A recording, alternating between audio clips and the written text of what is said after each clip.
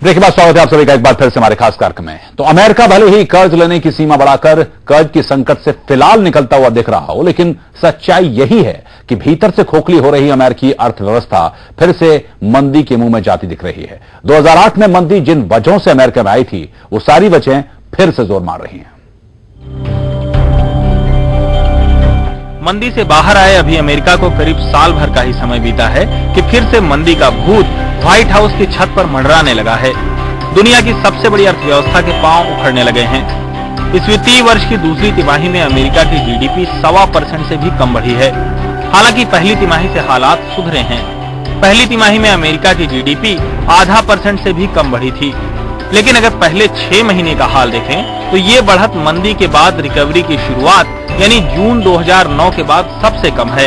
अब अर्थशास्त्रियों को डर है कि अमेरिका फिर से मंदी के मुंह में जा सकता है और अमेरिकी मंदी का मतलब हुआ दुनिया भर में मंदी के बादल छाने का खतरा, क्योंकि जीडीपी की रफ्तार घटने से दूसरी तिमाही में अमेरिकी जीडीपी 13.27 ट्रिलियन डॉलर की ही रह गई। यह आंकड़ा इसलिए भी डरा रहा है कि मंदी के ठीक पहले यानी 2007 की आखिरी तिमाही में अमेरिका की कुल जीडीपी 13.33 ट्रिलियन डॉलर की ही थी। ये आंकड़े साफ बता रहे हैं कि अमेरिकी अर्थव्यवस्था पर अब लगा कोई भी एक धक्का इसे सीधे मंदी के मुंह में धकेल देगा, और वो धक्का लगता दिखा अमेरिका के खाली सरकारी खजाने की वजह से।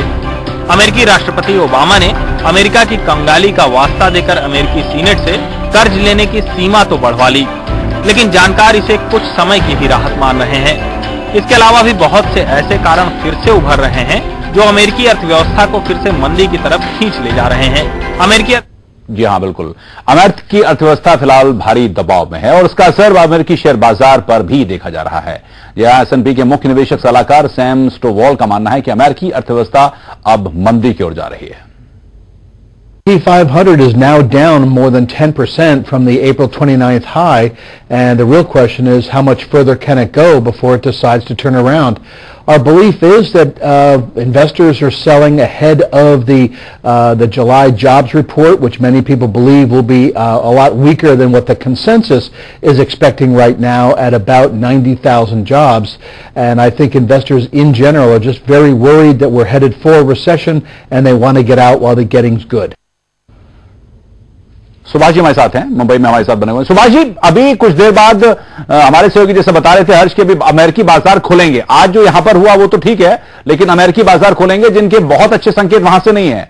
अगर वहां पर फिर क्रैश होता है, फिर वो नीचे जाते हैं, तो कल तो आपको लगता नहीं कि उसका असर आने वाले हफ्ते में दिखाई देगा भारतीय बाजार पर, या फिर कुछ और आपको लगता है? सर, जो अगर अमेरिकन मार्केट आज फिर से क्रैश होता है जी, तो सेंटिमेंटली हमारा मार्केट भी डाउन जाएगा। मैं 1-2 दिन का व्यूज देख ही नहीं रहा हूं। मैं ओवरऑल जो लॉन्ग टर्म व्यू, जो मार्केट के इन्वेस्टर लोगों के व्यू पॉइंट ऑफ से बोल रहा हूं कि अगर आप आज के दिन इन्वेस्ट करते हो, और आपने सही कहा कि अमेरिकन इकोनॉमी बहुत ज्यादा खराब पोजीशन में है। कर्ज लेके वो अपनी इकोनॉमी को सुधार नहीं सकते हैं, उनको प्रोडक्शन और कंजम्पशन बढ़ाना पड़ेगा। कर्ज लेने से कोई इकोनॉमी सुधरती नहीं है। वह अगर अमेरिकन इन्वेस्टमेंट अगर 5% भी अगर इंडिया आ जाता है, तो आप सोचो कि इंडिया की कितनी बड़ी ग्रोथ होगी और कितना मार्केट में जंप आएगा। क्या आपको ऐसा होता दिख रहा है? क्या आपको लगता है कि अगर वो जो कहते हैं ना टैक्टिकल शिफ्ट, यूरोप का बाजार इस समय परेशान है, अमेरिका मंदी की शिकार है, तो चाइना, इंडिया, ये सब मिलकर क्या आपको लगता है कि जो कहीं पावर सेंटर था वो एशिया की तरफ शिफ्ट हो सकता है या हो रहा है? पूरा वर्ल्ड में सिर्फ इंडिया ही स्टेबल दिख रहा है सर। सबसे अच्छी बात है, पूरे वर्ल्ड में सिर्फ इंडिया स्टेबल दिख रहा है, जहां की प्रोडक्शन भी बहुत अच्छा है, एग्रीकल्चर बहुत अच्छा है, कंजम्पशन बहुत अच्छा है। सबसे बड़ी बात है कंजम्पशन बहुत अच्छा है हमारे यहाँ। तो हमारे यहाँ की इकोनॉमी आज 8.5% की रेट से ग्रो हो रही है, और वर्ल्ड ओवर 1%, 1.5% के रेट से ग्रो हो रही है। अगर यहाँ मंदी आती भी है तो बहुत ज्यादा क्या होगा, 7% हो जाएगा। लेकिन हम लोग फिर भी अमेरिकन इकोनॉमी और यूरोपियन इकोनॉमी से बहुत अच्छे कितना से जो बोल रहे हैं सुभाष जी? निश्चित तौर पर सुभाष जी ये बात बहुत सही कह रहे हैं, कहीं इसमें कोई कंफ्यूजन नहीं कि भारतीय अर्थव्यवस्था अभी सबसे तेजी से बढ़ती अर्थव्यवस्था है।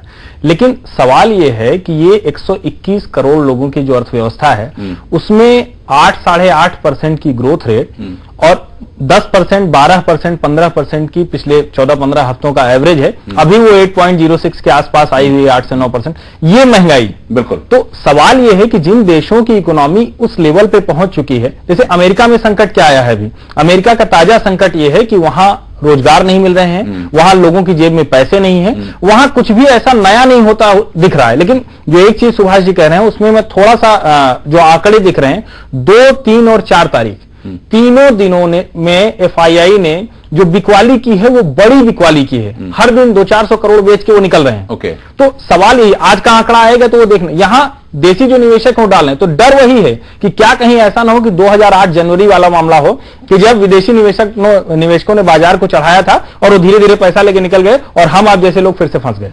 जी हाँ, ये डर ना हो जाए, ये डर कहीं ना कहीं है और ये शायद सेंटिमेंट्स भी है। फिलहाल भारत पर इसका असर कितना और क्या फिर ये जो मंदी है या फिर कहें कि जो संकट दिखाई देता है वो कितना और बढ़ सकता है, दुनिया को किस चपेट में ले सकता है, ये भी जानेंगे। पर फिलहाल उतने एक छोटे ब्रेक के लिए।